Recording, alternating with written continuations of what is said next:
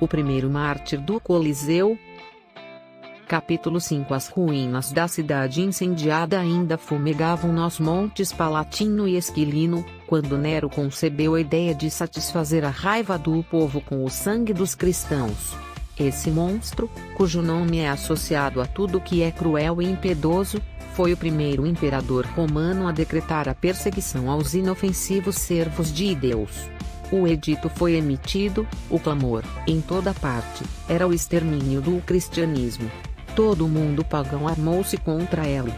Mal fora promulgado o terrível decreto, e as pessoas, como que possuídas por demônios, lançaram-se em fúria desumana contra os inocentes e indefesos seguidores do crucificado. A frenética resolução de desarraigar o cristianismo começou em Roma e difundiu-se através de cada província e cidade do império. Membros da mesma comunidade, e até da mesma família, converterem-se em delatores e executores uns dos outros. Nestas páginas acham-se registradas 2 ou 3 ocasiões em que pais tentaram em vão, com todo tipo de tortura e castigo, abalar a lealdade de seus tenros e inocentes filhos. Em cada cidade e aldeia, foi concedida a licença irrestrita aos magistrados para pilhar, aprisionar, torturar e destruir os cristãos, e esses oficiais subordinados, por sua vez, delegavam poder aos lacaios mais cruéis a seu serviço. O mesmo aconteceu, em época recente, na China e no Japão. Foi proclamado, além disso, afirma um mártir citado por Eusébio, que ninguém deve experimentar qualquer cuidado ou pena por nós, mas que todos devem pensar e comportar-se em relação a nós como se não mais fôssemos gente. Esses horrores não cessaram com os tiranos que lhes deram início.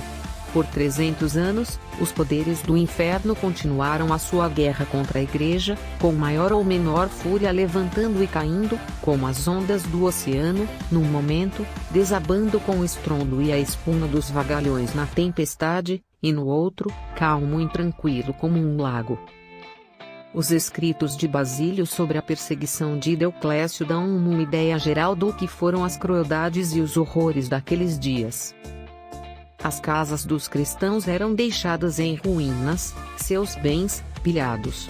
Seus corpos caíam nas mãos dos ferozes lictores, que os dilaceravam como bestas selvagens, e arrastavam as matronas pelos cabelos através das ruas, insensíveis às súplicas por clemência, viessem elas dos idosos ou daqueles em tenra idade.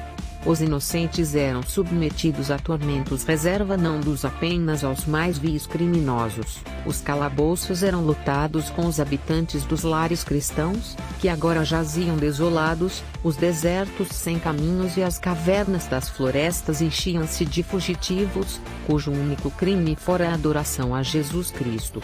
Nesses dias trevosos, filhos traíam os pais, e pais acusavam a própria prole. Os servos obtinham a propriedade de seus senhores por denunciá-los, e um irmão buscava o sangue do outro.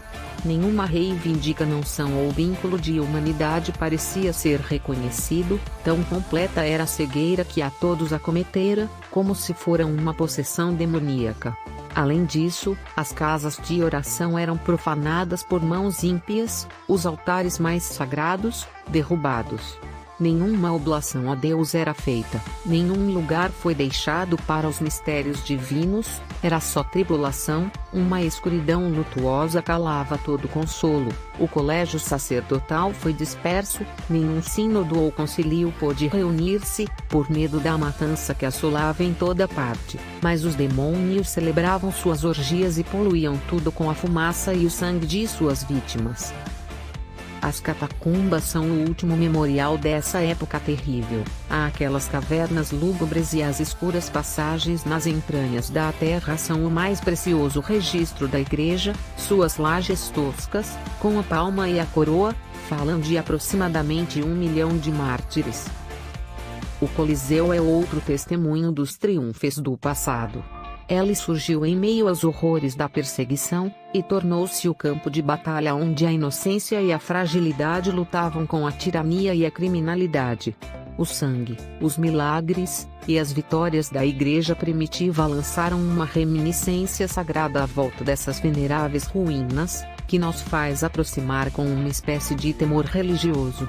Supõe-se que milhares de mártires verteram seu sangue em suas arenas, embora os registros exatos não tenham chegado até nós. Dentre esses mártires, havia pessoas de ambos os sexos, e de diversas posições sociais. Eram príncipes de sangue real, bispos, matronas de idade avançada, donzelas no rubor da juventude e da inocência, e crianças de tenra idade. A sua coragem e brandura, o seu triunfo sobre a dor e a morte, foram eloquência que plantou aquela cruz, que agora projeta sua sombra na desolada arena. Os atos dos heróis do Coliseu preenchem as páginas mais interessantes e maravilhosas da história da igreja primitiva. São belos, eloquentes, tocantes, e estabelecem um notável contraste entre a força, a sublimidade e a magnificência do cristianismo, e a fraqueza, a vileza e a estupidez da infidelidade, são evidências incontestáveis da natureza divina da Igreja de Deus. Mas quem foi o primeiro mártir do Coliseu? A resposta a esta indagação envolve a resposta de outra igualmente importante. Quem projetou e construiu essa estupenda obra-prima da arquitetura? Que grandemente concebeu esta estrutura gigantesca, dispôs as suas proporções tão primorosa ordem e simetria, edificou arco sobre arco e bancada sobre bancada, cortou lavrou uma montanha de calcário, na mais sublime obra da arte antiga. O que é dito do esplêndido anfiteatro não redunda em louvor de algum grande homem, cujo talento e habilidade superiores deram nascimento à construção. Quem é ele, para que lhe levantemos a efígie no altar dos gênios, e lhe ofereçamos o incenso da adulação e do elogio? O arquiteto do Coliseu não carece do oropel do louvor humano, contudo, deixe os amantes da arte sussurrar-lhe o nome com reverência, porque ele foi um cristão e um mártir. É um fato estranho que, por aproximadamente 17 séculos, o arquiteto do Coliseu permanecesse desconhecido.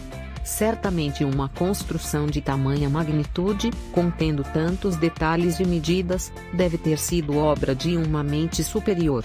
Todo edifício de renome reflete honras ao seu arquiteto, a fama dos grandes construtores do passado ainda brilha nas páginas da história, embora as estupendas obras de sua genialidade já hajam desaparecido. Marangoni, um erudito historiador do século passado, escrevendo na Cidade Eterna, e à sombra do próprio Coliseu, fez esta bela observação: é algo digno de reflexão que, não obstante a magnificência desta obra, tão excelente em sua arquitetura, tão admirável em sua construção, até mesmo considerada por Marcial a mais maravilhosa de todas as maravilhas do mundo, nem ele, nem qualquer outro escritor das eras seguintes, tenham mencionado seu grande arquiteto. Marcial, como todos o sabem, foi um poeta romano que se distinguiu nos reinados de Vespasiano, Tito e Domiciano. Ela exalta com pomposos elogios a memória de Rabílio, por sua habilidade em construir um grande anexo ao Palácio dos Césares, durante o reinado de Domiciano. Afirma em seus escritos que este arquiteto ergueu um palácio que alcançava o firmamento e refletia a glória das estrelas, que o seu gênio penetrara os céus distantes, e copiara das fortificações celestes a magnificência e a majestade de seu projeto. Com muito mais razão, prossegue Marangoni, não deveria ele imortalizar o nome e a memória do grande arquiteto do Coliseu, uma construção muito superior ao Palácio da Palestina, e edificado por um homem tão celebrado quanto conhecido do próprio Marcial? Marcial não fez simplesmente uma alusão casual e passageira ao Coliseu, ele constituiu-se o seu panegirista. Os seus melhores poemas foram escritos sobre os horrores do anfiteatro. Contudo, enquanto exalta com bombásticos louvores os méritos de um arquiteto inferior, por haver acrescentado uma nova ala à Casa Áurea, deixa passar em silêncio o nome que deveria ser escrito em letras de ouro em sua estrofe sobre o Coliseu. O silêncio de Marcial e dos escritores contemporâneos não é um enigma da história. 17 séculos se passaram sobre os muros imperecíveis deste estupendo monumento da antiguidade. Turistas e estrangeiros afluíram de todos os pontos da bússola para fitar com admiração as ruínas, que imortalizaram em seus escombros um arquiteto desconhecido. Em vão, os amantes da grandeza passada leram histórias e registros antigos, à procura do nome deste homem. Debruçaram-se atentamente sobre as inscrições apagadas e as lajes de mármore rachadas, que ainda se agarram às velhas paredes, esperando achar ao menos um efêmero elogio ao construtor. Porém o esquecimento eterno ter-lhe amortalhado o nome, não fosse uma descoberta acidental trazê-lo à luz. Durante escavações feitas na catacumba de São Agnes, na estrada de Nomentan, uma tumba foi descoberta. Estava fechada por uma lápide de mármore ostentando a figura da palma e da coroa, e junto a ela, um frasco de sangue, o inconfundível testemunho do martírio.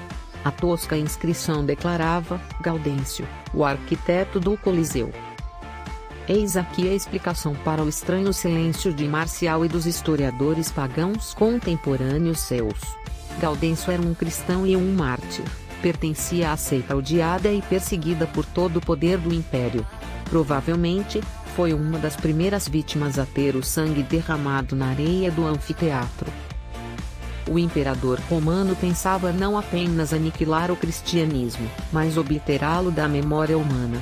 Nenhum ato público era permitido em favor dos cristãos, abrigá-los, elogiá-los, ou imaginar que fossem capazes de qualquer coisa grande e nobre, era traição. O poeta bajulador, que buscava somente os sorrisos de César, conhecia o tema que o agradaria, não arriscaria a vida expressando simpatia pelos perseguidos seguidores da cruz. Assim, Gaudêncio partiu sem um monumento. Os tímidos amigos deitaram os seus restos na tumba de um mártir, nas escuras criptas das catacumbas, e na débil esperança de que um dia a posteridade reconhecesse-lhe o gênio e o talento. Rabiscaram rudemente, sobre a laje de mármore que o cobria, que ele fora o arquiteto do Coliseu. Não surpreende que os restos mortais de Gaudêncio, bem como de centenas de outros nobres mártires, fossem depositados silenciosamente, e aparentemente sem honras, nas melancólicas galerias das catacumbas. Numa época em que tudo era horror e confusão, quando os trêmulos sobreviventes mal podiam, em segredo e na escuridão da noite, reunir os restos de seus amigos martirizados, não havia oportunidade para registrar-lhes os triunfos e homenagens em epitáfios estudados, ou monumentos imperecíveis. Há milhares de santos brilhando no resplandecente grupo vestido de branco, e que seguem o Cordeiro por onde quer que vá, desconhecidos da igreja militante, a não ser pelo nome. Contudo, encontramos nos registros das catacumbas alguns versos curtos, porém tocantes, homenageando alguns mártires em particular, talvez a rude composição de algum amigo sobrevivente, lavrada na pedra dura por uma mão delicada, à baixa luz de uma lâmpada a óleo. Tais eram os versos na tumba de Gaudêncio.